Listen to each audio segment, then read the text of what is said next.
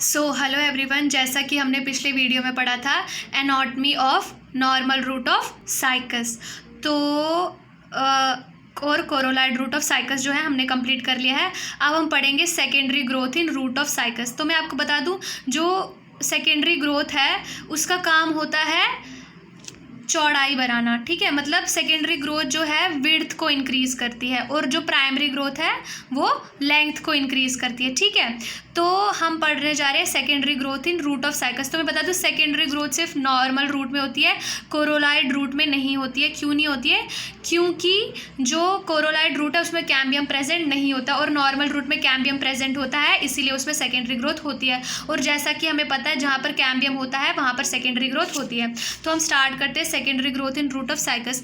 तो क्या होता है, जो कैम्बियम, देखो जो कैम्बियम है उसकी जो स्ट्रिप्स होती हैं वो जो है वो स्टार्ट हो जाती है develop. Process begin with the development of arc shaped strips of cambium on the inner side of phloem.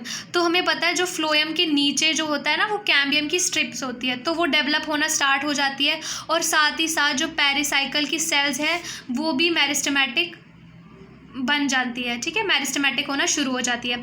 अब क्या हो जाता है कि जो पेरिसाइकल की सेल्स है प्लस जो हमारा क्या है आर्क शेप्ड स्ट्रिप्स है कैम्बियम की, ये दोनों जो है ये ज्वाइन हो जाती है, ठीक है। तो हमारी पेरिसाइकल की सेल किसके साथ ज्वाइन हो जाती है? कैम्बियम की स्ट्रिप के साथ, और बनाती है कैम्बियल रिंग। उसके बाद जो है अब ये कैम्बियल रिंग बन गया। अब कैम्बियल रिंग जो है सेकेंडरी जाइलम प्रोड्यूस करता है इनर साइड और सेकेंडरी फ्लोएम प्रोड्यूस करता है आउटर साइड, ठीक है। अब क्या है, कुछ सेल्स जो है कॉर्टिकल रीजन की वो भी मेरिस्टेमेटिक होना स्टार्ट हो जाती है और फंक्शन करती है एज ए फेलोजन, ठीक है, जिसको हम कहते हैं कॉर्क कैम्बियम, ठीक है।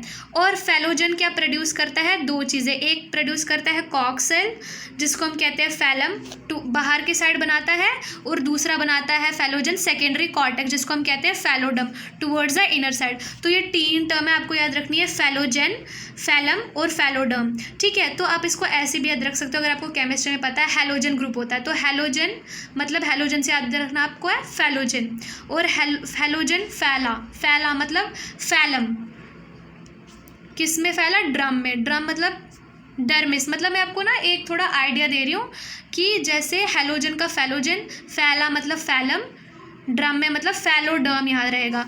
तो फैलोजन, फैलम और फैलोडर्म इन तीनों को मिलाकर हमारा बनता है पैरिडर्म। इन तीनों को मिलाकर